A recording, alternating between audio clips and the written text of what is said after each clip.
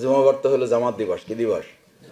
পরিবারের লোকের আগে থেকেই বলতে শুরু করে 7 দিনে 1 দিন পান, তাও তো আমাদের কোনো খবর রাখেন না। এর জবাব দেওয়ার জন্য পরিবারকে কি বলবেন? কোনো জবাব আছে? আছে। কোরআনে এর জবাব আল্লাহ তাআলা দিয়েছেন, ওয়ায়ান কলিবু ইলা আহলিহি মাসরুরা। পরিবারকে বলো যে এই যে একটু সময় তোমাদের দিতে পারলাম না, এই যে একটু হক আদায় করতে পারলাম না, একটু ঘুরতে বেড়াতে যেতে পারলাম না, একটু বাজার করে দিতে পারলাম না, আল্লাহ তাআলা বলে দিলেন তোমার এই দুনিয়ার শূন্যতা পূরণ করার জন্য আমি আল্লাহ কাল কিয়ামতের দিন তোমার পুরো পরিবারকে একসাথে আমি জান্নাতে দিয়ে দেব। ওয়ায়ান কলিবু, কলিবু শব্দের অর্থ হচ্ছে তাকে জাহান্নামী ছিল ফিরেই নিয়ে আসা হবে।